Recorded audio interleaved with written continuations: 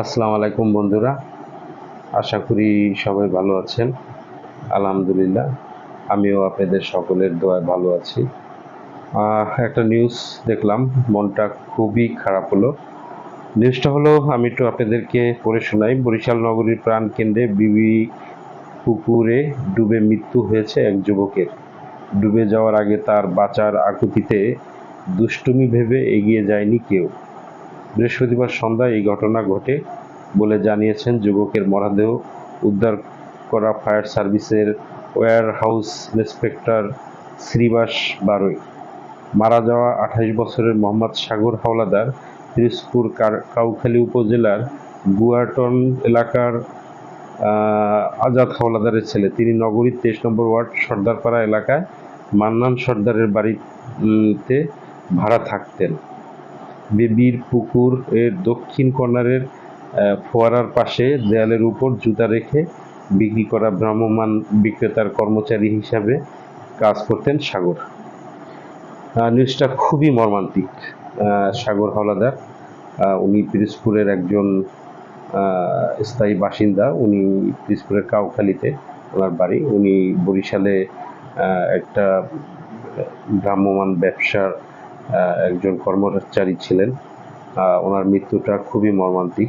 চিন্তা করেন যে কি একটা মৃত্যু, যে সে জুতো ওয়ালের উপরে রেখেছে এবং জুতোটা যখন পানির ভিতর পড়েছে, সেই জুতাটা সে উদ্ধার করতে যেয়ে সেই পুকুরে সে ডুবে মরেছে। এবং পুকুরটা আমাদের বরিশালের প্রাণকেন্দ্রে অবস্থিত এবং পুকুরটা খুবই পরিচিত এবং আশেপাশে প্রচুর, আমার জানা মতে প্রচুর লোক থাকে পুকুরের আশেপাশে সব সময়, কিন্তু কেউ তাকে বাঁচাতে যায়নি, কারণ তার বয়স যেহেতু ২৮ বছর এবং সবাই চিন্তা করছে যে হয়তোবা সে দুষ্টামি করে বা ইয়ার্কি করে। আমরা বর্তমান প্রেক্ষাপটে দেখি অনেক ছেলেপেলেরা, ইয়াং জেনারেশন বিভিন্ন সময় বিভিন্ন ধরনের মানে বিধ্বংসী বিভিন্ন গেমস তারা খেলে, যেমন মোটরসাইকেল চালানো বা বিভিন্ন ধরনের মানুষকে বোকা বানানোর জন্য তারা বিভিন্ন ধরনের অভিনয় করে।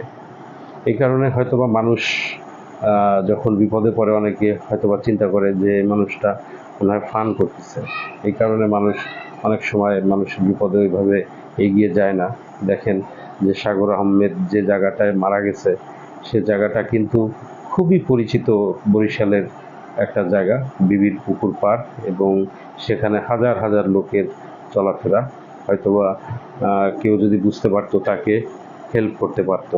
তাই আমি একটা জিনিস বলবো, যারা প্রাপ্তবয়স্ক তারা অন্তপক্ষে সাঁতারটা একটু শেখার চেষ্টা করেন, এবং সাঁতার শিখলে আপনি ঝুঁকিমুক্ত থাকবেন।